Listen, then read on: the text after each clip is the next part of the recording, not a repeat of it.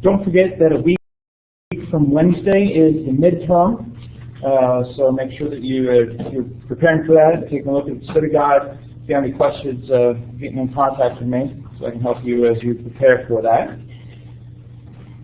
Today we're moving into focusing on some specific types of studies and specific types of sources. And one type of study that is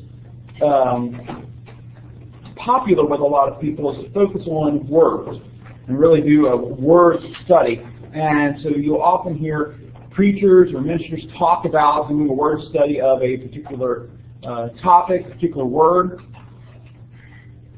And there are a few sources out there that are useful for that and are useful for doing those kind of studies, but in many respects, there are a couple of things that we'll want to keep in mind. And so we'll talk about those as we go forward, as well as talk about some important tools that would be useful in that study. Now, in thinking about biblical studies, in thinking about the various ways that words are used, how are words important in biblical studies? What are some ways that you can think about how words are important in biblical studies and its related areas?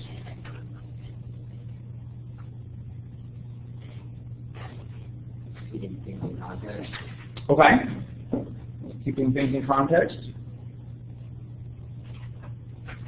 But even more specific, or maybe a little bit more basic than that, how are words important?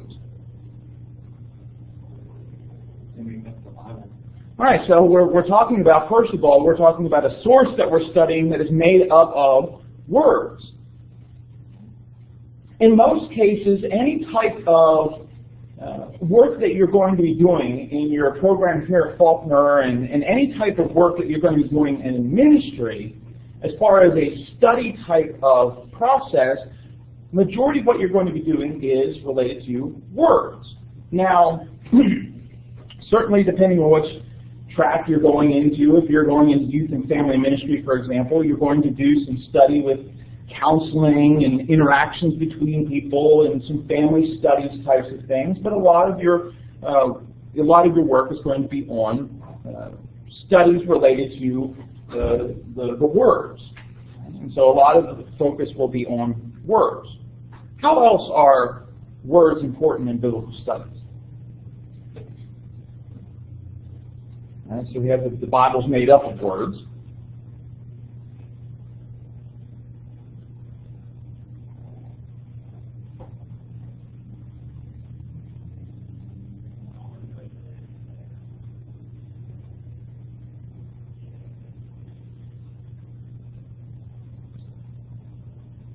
What would you use biblical studies for?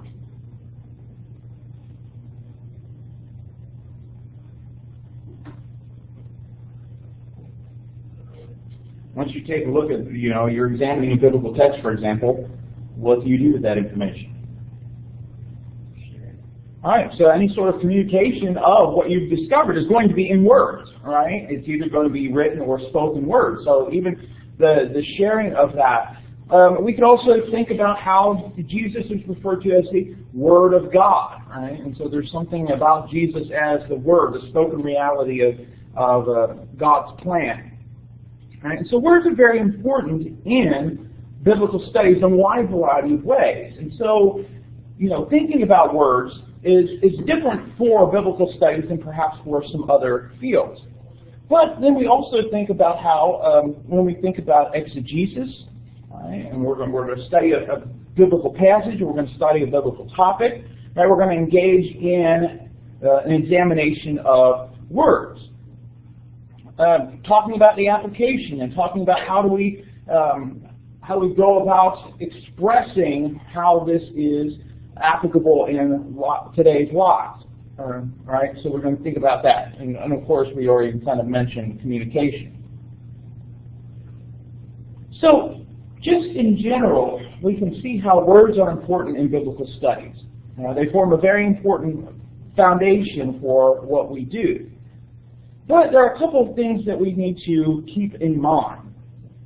Dangers that people have fallen into when it comes to words, because there will be a lot of work that you'll do, right? Whether that's preparing a lesson, whether that's studying a topic for yourself, whether that's doing a research paper for a course, where there is a temptation, let's say, to kind of pay attention to the trees and ignore the forest.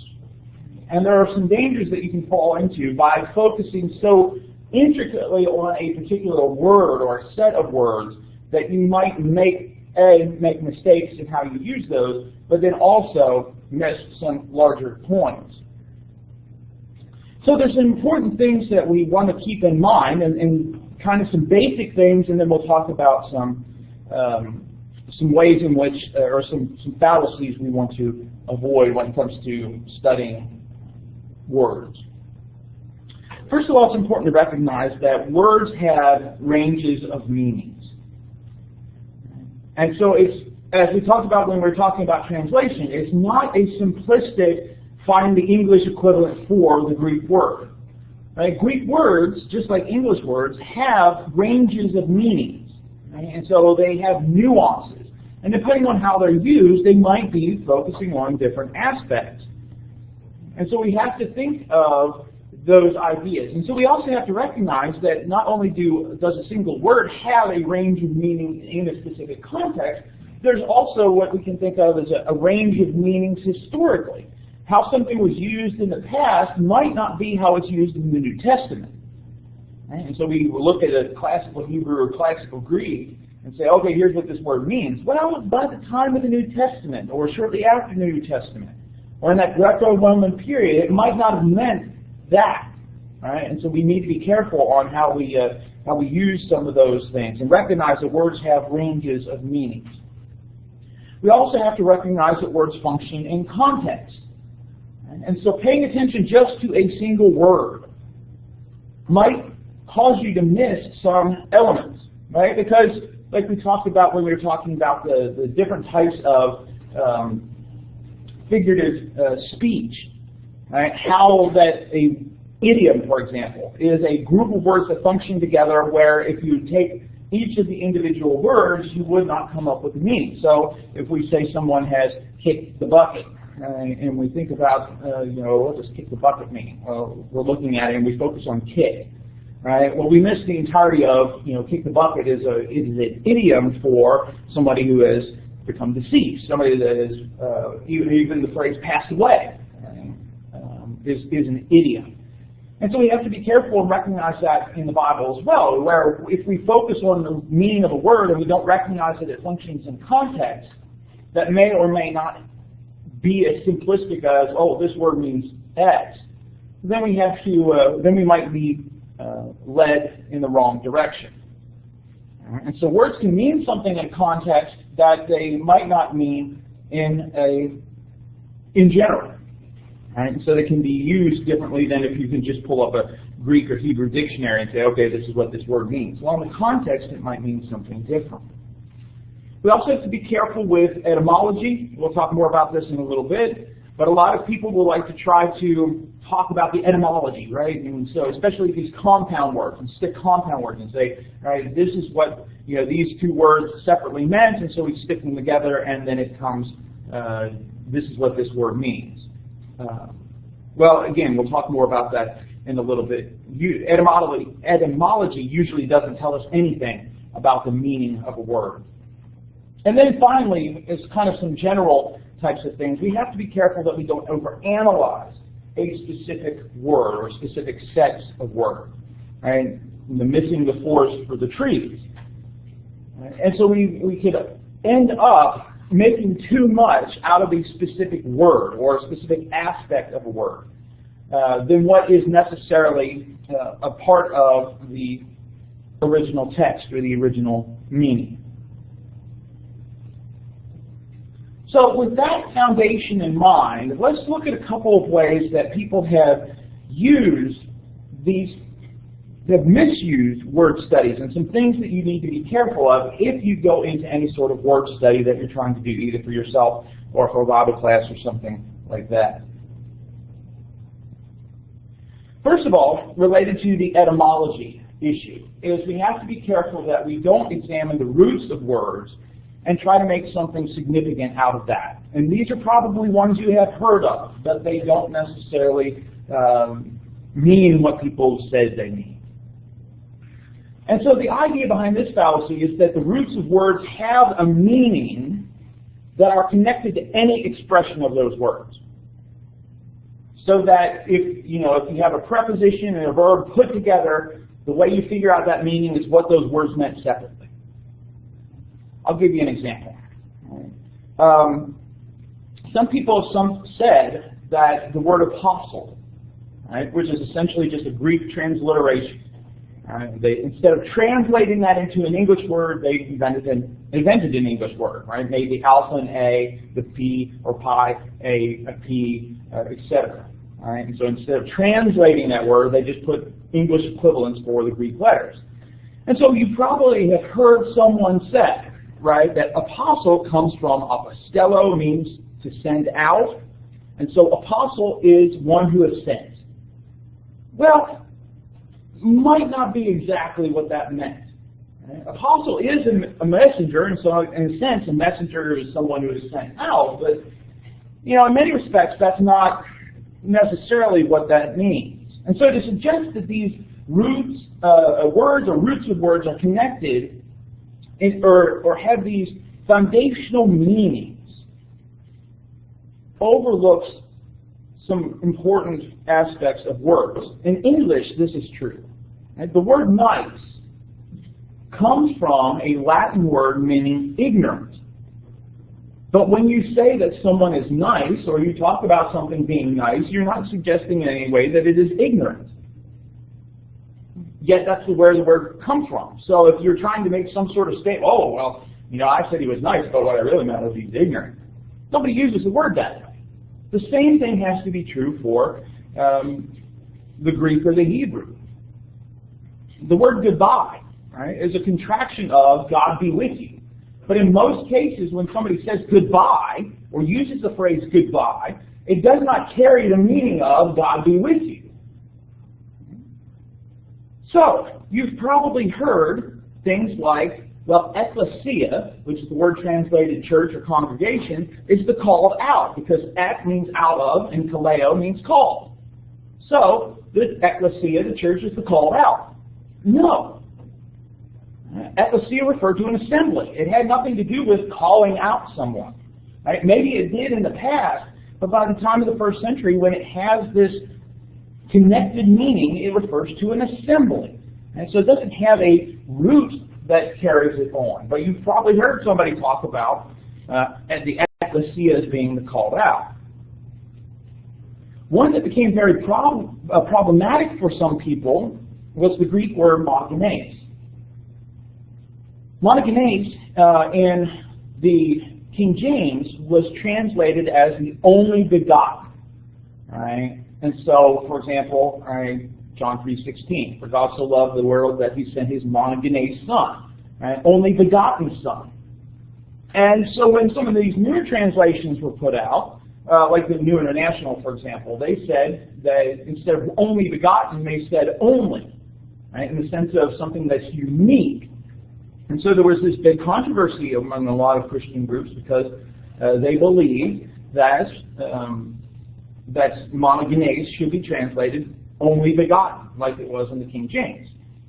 However, that ignores a couple of things. The assumption was monogenes came from two Greek words, mono meaning only, genao meaning beget, right? So only begotten. But the genes part could easily have just as easily come from genos, meaning kind, right? So genos, type, kind, race, those kind of things. So only kind or unique. That also ignores the fact that in Hebrews chapter 11, the Hebrews writer talks about Abraham offering Isaac his monogenes, right, his monogenes son. But was Isaac the only son that Abraham had? He wasn't. Right? He had Ishmael before Isaac, and he had several children after Isaac. So Isaac wasn't his only begotten son. He was his special son, his unique son. Right? And so we have to be careful that these root things that we find, right? If we're reading a Greek lexicon or something like that, or a commentary, right? That we don't fall into these traps of people saying, oh, well, you put these two words together and that's what this word means. Sometimes, and a lot of times, that's not true. Another fallacy to avoid is the use of anachronisms.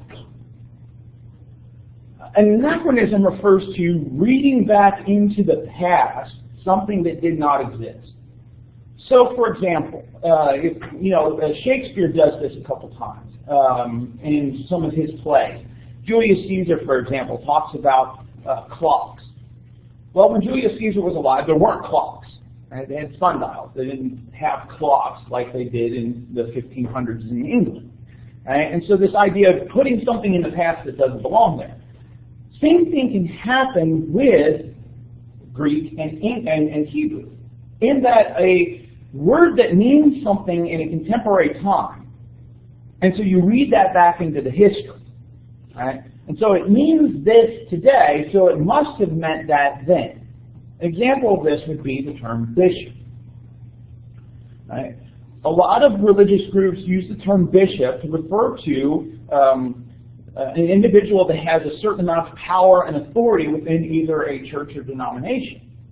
And so you read that back into the New Testament, and when the New Testament talks about bishops, you say, oh, well, that's what that means.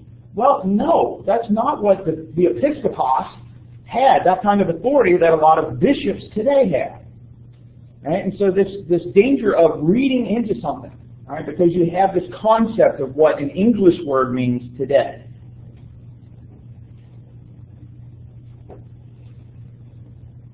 The opposite would be going too far in the past, right? So you read from the future back into the past, but now it would be going too far in the past and reading it to the time of the Bible, right? And so you look at, like, this is what this word meant in classical Hebrew or classical Greek, so it must have meant this in the New Testament times.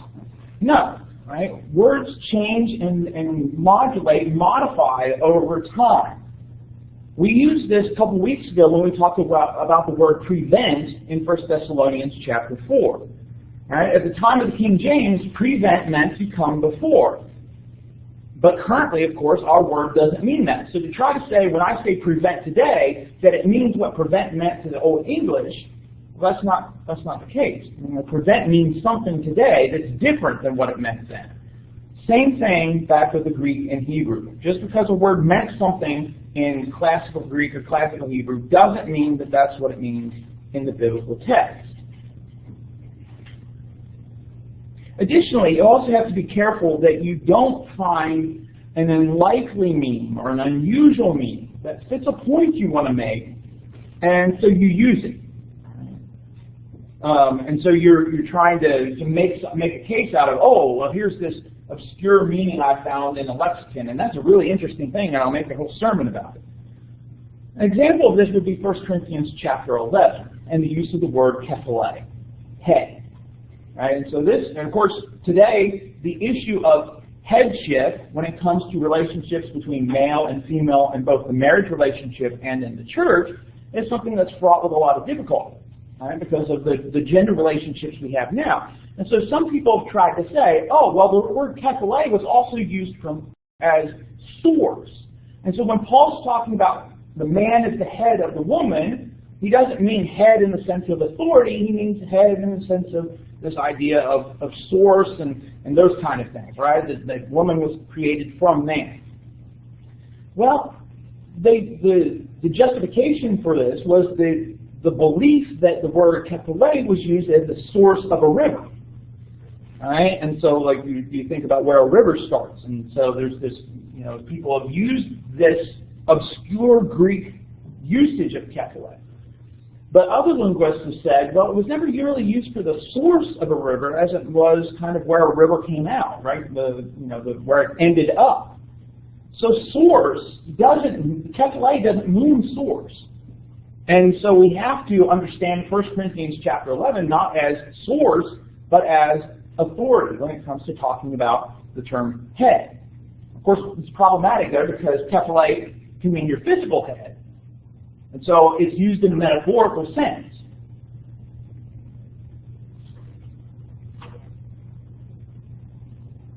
Another danger that you can run into is the use of parallels, really kind of being distracted by parallels. And so a word is used by an obscure group in a certain way. Or, there's other things that you find in other authors and say, oh, well, this is what the biblical author must have meant by it. Because there's this parallel. That might be the case, but it also might not. Especially if it's a group that's separated in quite a bit of different distance, both historically and geographically. Right? And so just because a word is used by other groups in a certain way doesn't mean that the biblical authors were using it that way. Something similar happens with the ideas of synonyms and equivalents. And so the problem here is the issue of synonyms, of course, overlap in certain ways, but each of those words carry with them different meanings. And so you have to be careful that you don't make too much of them being totally separate, and then you also have to be careful that you don't lose the overlap and make them exactly the same word. We use this with the idea of agape and philia in John chapter 21. Some people would like to suggest that agape and philia are two separate, totally different forms of love with no overlap, and so when you look at these words in the Bible, they are not interchangeable. However, when you actually look at their use in the Bible, there is what we might call semantic overlap.